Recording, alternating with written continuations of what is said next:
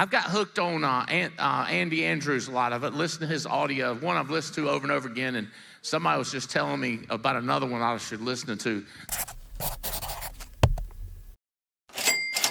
The one I'm listening to is called Just Jones for the second time, but somebody was telling me The Traveler's Gift was phenomenal. So I'm gonna get through this one, and then I'm gonna for the second time, because I like it. But he's here's what Andrews is teaching you a lot, and through Jones, not Mr. Jones, just Jones, is the emotional thing of keeping the emotional thing out of it, and how not to let everything, different things affect you. And Jones was talking to this young lady, and he said, if who's got it? One of them got the 10 Commandments, Adam? If Moses had a little more time, he'd got 11. Not 10, but it was something. I don't know, the deal on it was, I don't know if it's rushed or whatever, but he come with only 10. He said, had he come back with 11, number 11 without a shadow of a doubt would have been, do not trick yourself. Don't fool yourself. Shakespeare said, to thine own self be honest. Something like that. No, true. To thine own self be true.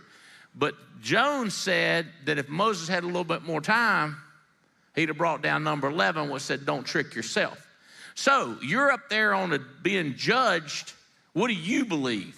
Did you trick yourself into thinking that you're doing it? Because they getting ready to decide, but what do you think? Are you selling yourself? All right, so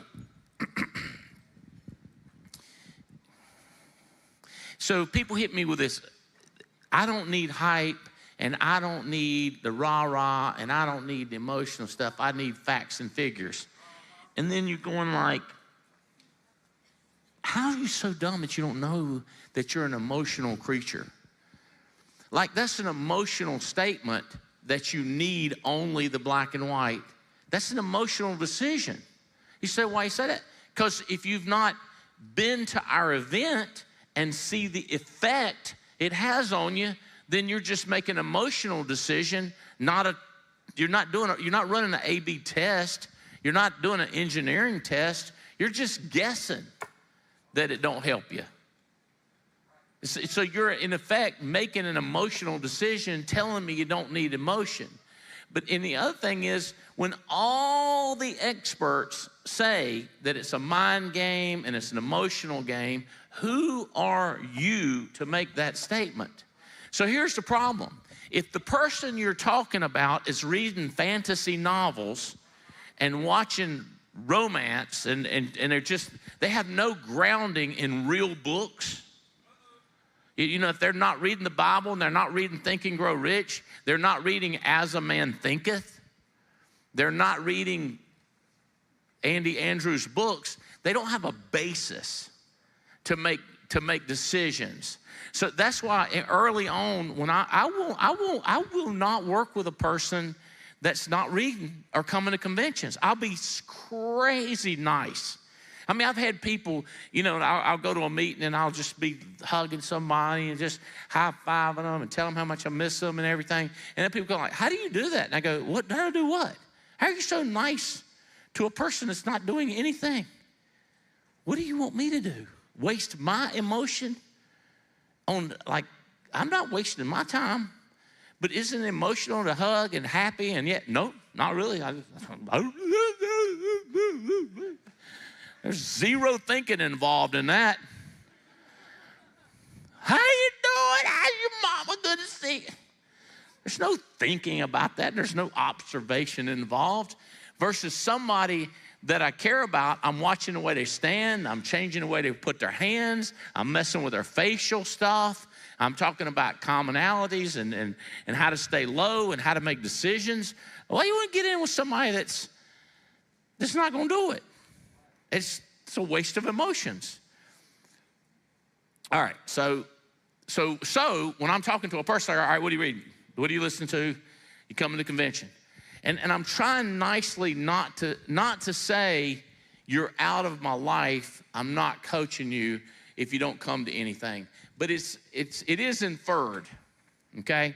So it's just, I am not gonna take my time away from my wife and my kids and beat my head against a wall with somebody that don't wanna do it.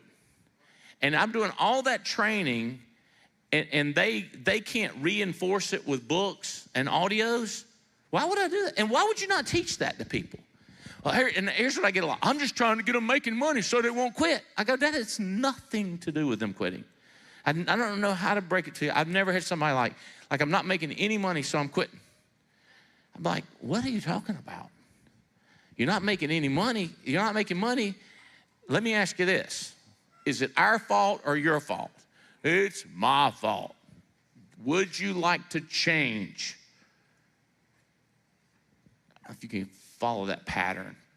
I want to quit. I'm making not money. Let me ask you this. Is it your fault? Is it our fault?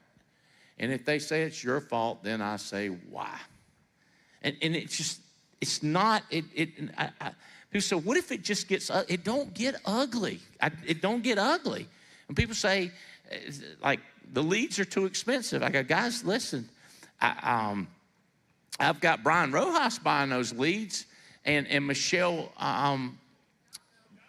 doing it. You want to talk to her? Well, she's going to say what everybody says. What? Like, it's not going to get bad. And if they say it's my fault, then the question is, do you want to change? Well, the first thing we got to do is we've got to start doing what other rich people do, which is hang around smart people and quit hanging around dum-dums. Who's the dumbest, brokest, poorest person that has a negative attitude that you hang around with the most? Are you trying to get personal? Yeah, I'm trying to get personal. Who is it? Reduce the amount of time you're spending with that person. Because what's happening is I'm trying to move you over here, and they're trying to move you over here. You ever heard of that? Like, I can't talk to you no more. I feel like I'm getting dumber every minute. Don't say that to them, but but in your mind, you got to be thinking, I think I'm getting dumber. Because that stuff will rub off.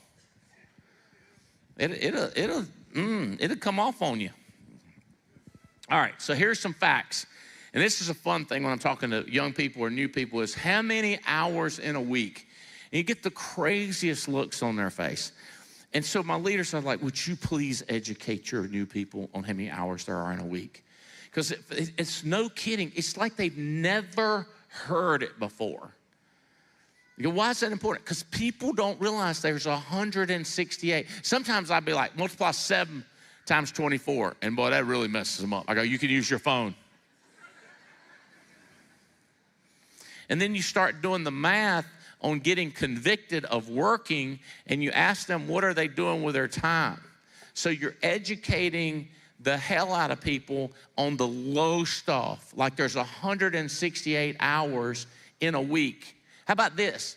Before you find out that they're making 14 phone calls a week, before they do that, you tell them that we have done studies and we have, matter of fact, you could do this study yourself. Here's the way it works. You get a stack of leads in front of you and you hit the button on your timer on your phone and you start making phone calls and you mark how many phone calls.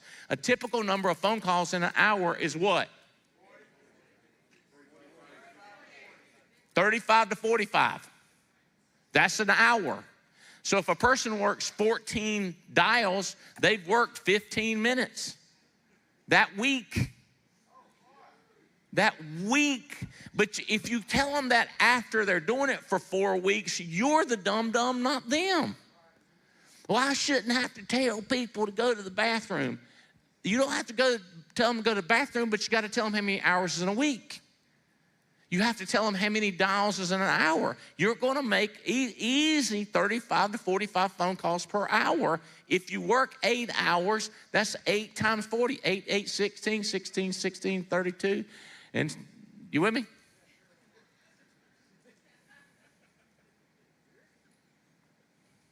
Facts. And now they're not going to do the same whining to you if you educate them. So they're on a jury. We explain to the jury. We question you if you know how many hours in a week, if you don't know that. And then how many dials are you making? How many people did you meet this week? How many people did you talk to about the business? Just keep it, like we're going to put these people, we're going to put them in jail, we're going to set them free. We're going to put you in jail, you set you free. If you can't prove to us that you actually own a business. All right.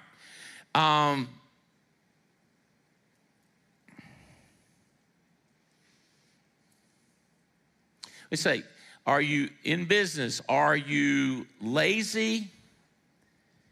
Or are you scared of money?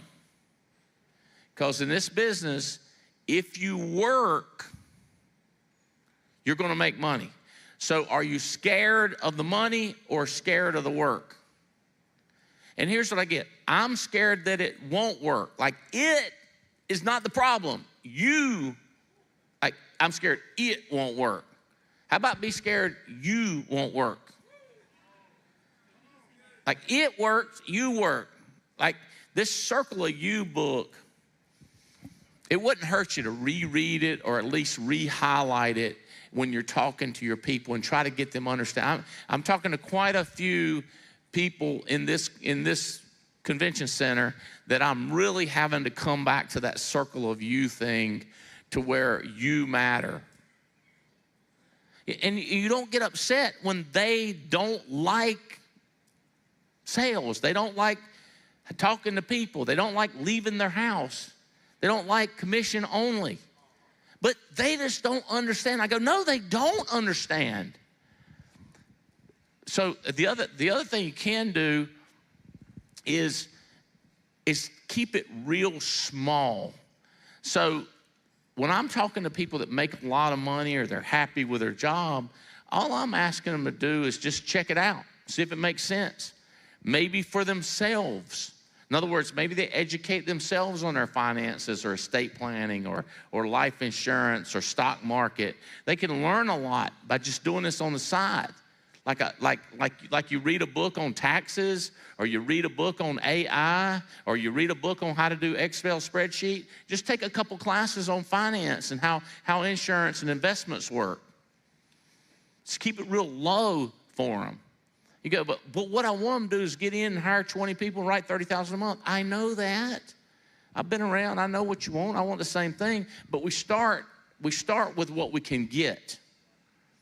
If we can just get them in the door, if we get them signed up for class, if we can get them come to a meeting. So we're just trying to keep it real, real low. But you're finding people as opposed to making people. That's why I call it interviewing, not recruiting.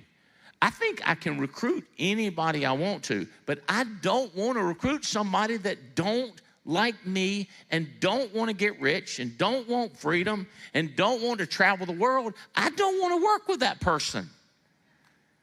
So I'm interviewing, asking questions, and a lot of times they're not direct questions. I'm just listening to the way they respond, and I'm listening if they are making excuses for everything in their life, or are they taking responsibility. So I'm just listening, trying to decide how much I like them or want to work with them or not.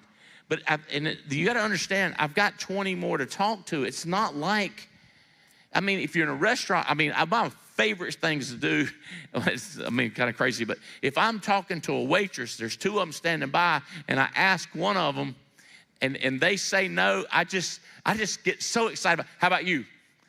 How about you? Because it is funny because this person just lost the opportunity and this person got it.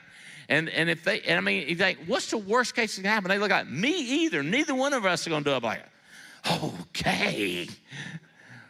I don't care. I was doing what I do, not worried about what they do. I worry about inside the circle of me, inside the circle of you. What am I going to do? What do I get? And I know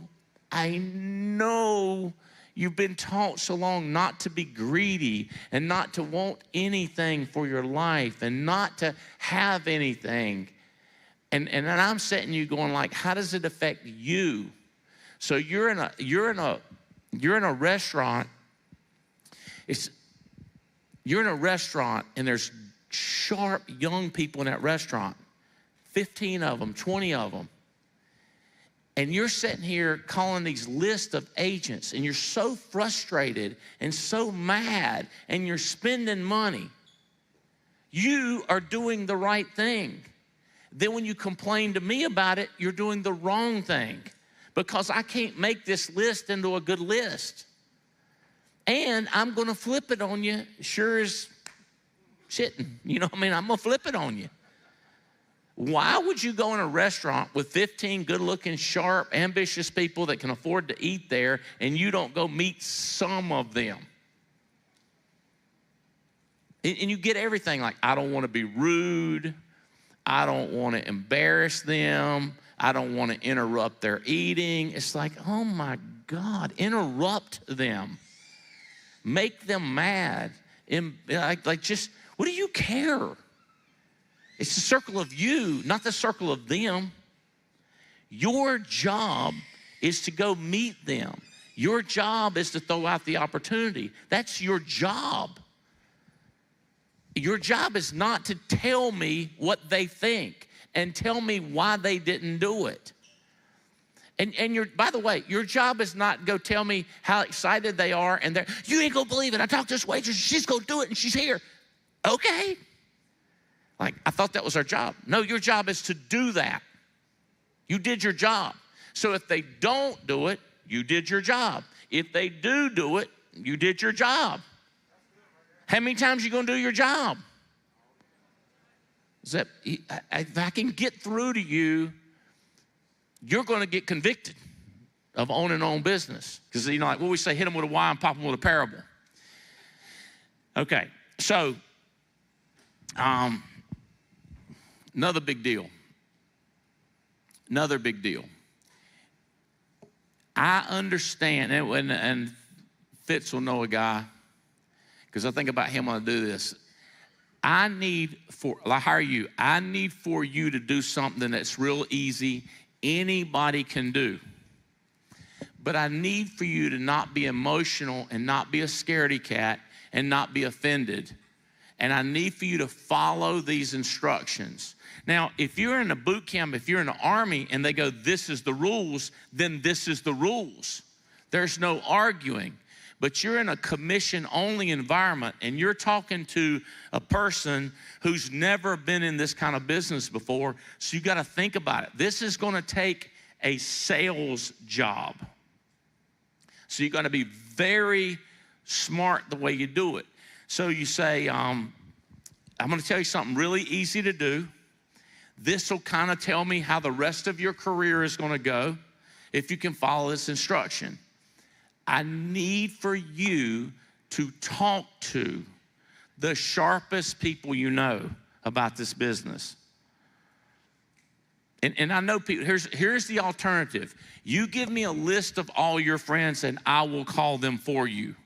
That's not a terrible method, but it's not as good as if you get them to do it. Because it's zero time if you get them to do it, and you can get 10 people doing it. 10 people doing it, bring you the 2 most awesome people that are ready to get started, as opposed to you talking to all these nimnods that ain't ever gonna do it. So, but remember, you gotta sell them on it, Diane. Spencer, you gotta convince them. Here's the deal. I talked to 27 people and not a single one did it. Reevaluate your methods. Don't keep going on and on. Okay, so it could be you're not good at convincing people, or it could be 27 really not good people. I just can't tell if it's you or them. And you need to figure it out, is it you or them? And if it's you, well, either way, it's great news. Because if you find out it's them, we just got to fish in a different pond. We got to figure out a different way to talk to different people than the 27 you talk to. If it's you, we just need to go talk to somebody that's better at recruiting, better at selling it, and get them to teach you how to do it. And you learn how to do it. So what you do is you keep it real, real low. I don't care what they say. I don't care what they do, but I do care what you say, and I do care what you do, and I do care how you react to it. So you're just using this big explanation, and if you, like, I would rather take 30 minutes and get a person to do that than to take 3 hours and call a list of their people. And if you got 4 or 5 people sitting around, I can say, let me show you how this works. I love text dialing. You can do it at night out at 10 o'clock at night, 11 o'clock at night. You can text at 11 o'clock at night. They can reply back next morning, and that's one of the first things you teach them. Well, I don't want to bother anybody at 11:30 at night. Who the hell looks for the, I mean, who the hell's text goes off at 11:30 at night and wakes them up? It's weird. They'll see it the next morning. But if they're awake drinking, they might reply back. If they're up watching television, they might call back. We might talk to them. Give it a shot. Just text them. So if I get 5 or 6 people do this pitch, I guarantee you we'll get people to talk to that are interested and want to know what we got, as opposed to me blind calling. So what I'm doing on each of these things, when you're getting a person to call everybody they know, text every person they know, contact every person they know, what you're doing is you're eliminating work for yourself.